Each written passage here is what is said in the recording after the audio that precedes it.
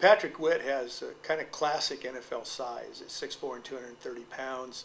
He's long. He's got long arms, long legs, a good torso for throwing the ball.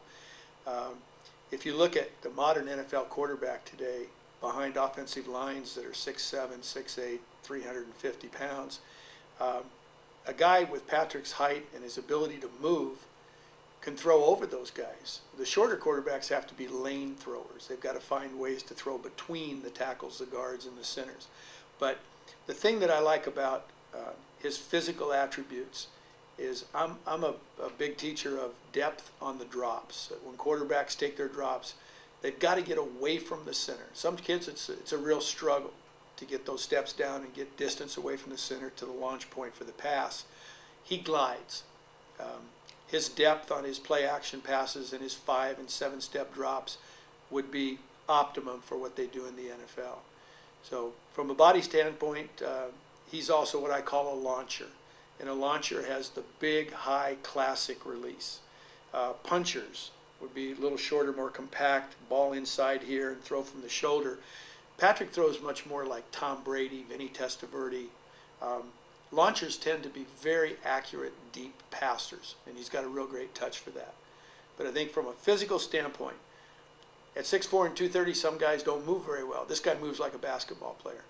His ability to move his hips, move his feet, get the ball in a throwing position early, he's exceptional at all those things. How would you characterize his short game and accuracy? I think probably the short passing game, which he learned at Nebraska and then carried on at Yale. I think he's an exceptional short ball thrower. And the short throw, you'll see quarterbacks with the big, big arms, and they want to see if they can throw it through a car wash without getting it wet.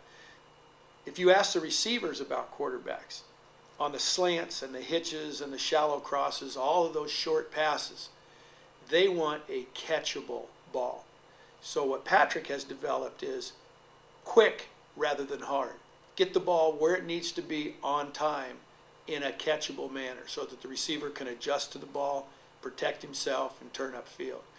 The modern passing game, and some people call it the West Coast offense, been around for 40 years under different names.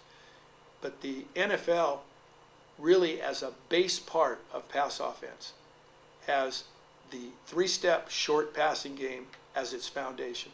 And he's very, very good at that.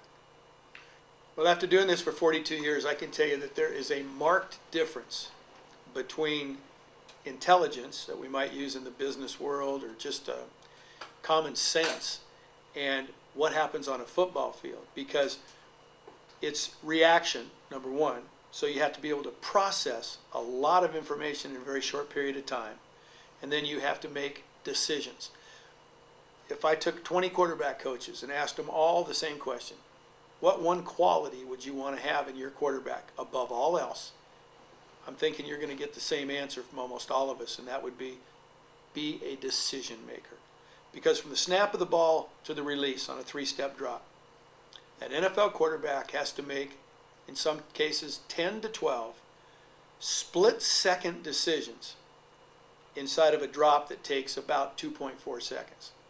So if you can imagine, that's not for the faint of heart, and it's not for somebody who can't process information and make quick, logical decisions.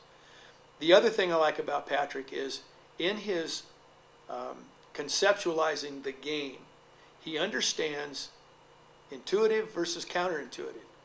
He's very good at picking up on keys and understanding that if a defensive back takes a certain step or turns his hips in a certain way, he knows which decision to make, how to get the ball out of his hands, and afterwards he can tell you why. So I think that in that process, you don't have to be a rocket scientist to play quarterback in the NFL, but you better be close. Well, this is my 10th year with Athletes Performance. I coached for 42 years. Probably my favorite thing is sitting down at a table like this with a young quarterback and firing questions at them about what do you do against this defensive front, what do you do against this coverage, in our scheme of offense, which concept would you use to beat this particular defense or this player. And there are people that can throw a football 80 yards. There's some people can run the 40 in 4.2 seconds. But a quarterback is unique because he doesn't have to know one part of the offense. He's got to know the whole thing. He's got to carry that book in his mind. And then he's got to be able to take that information, process, and take words to transfer it from him to the guys he's playing with. So the process is from the coach to the player. The player interprets, takes it to his offensive players, and then goes to the line of scrimmage where he starts to make all those decisions. I think his intelligence would be as good as anybody I've ever seen in this game. Now, yeah, he is a Rhodes Scholar finalist, and you don't get that by accident. Does it translate to what we're doing every day in our film study and our discussions about football? 100%, absolutely. Because if I ask him a question, he's not just going to give me the answer. He's going to give me chapter, verse, and all the variables. And that's a rare quality in a football player. The number one thing I'd promote, after having been around Patrick now for a month, getting the chance to coach him every day, is this guy is like a sponge. There's not enough time for me to give him all the information that I know, that I can't overload him. It's really interesting to try, but he absorbs things. He analyzes them very thoughtfully, and he comes up with the answer that makes the most sense. He's not a repeater. If I give him something, he's going to ask me why. And I love that, because if I can't explain it to him, then it won't make sense to him.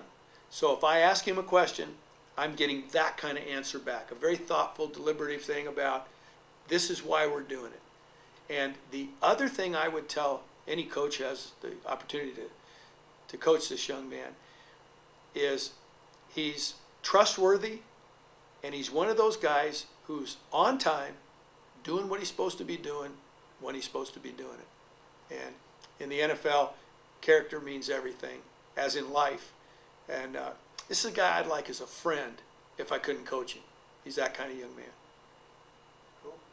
The people around him gravitate to him. That's what I look for in a leader. He doesn't have to say a lot. It's the way he acts and the way he carries himself that attracts those people. And that's what a leader does. There's three things you can do. You can lead, follow, or get out of the way. This is a guy that leads. He's at the front of the pack. That's a guy I'd like to play with.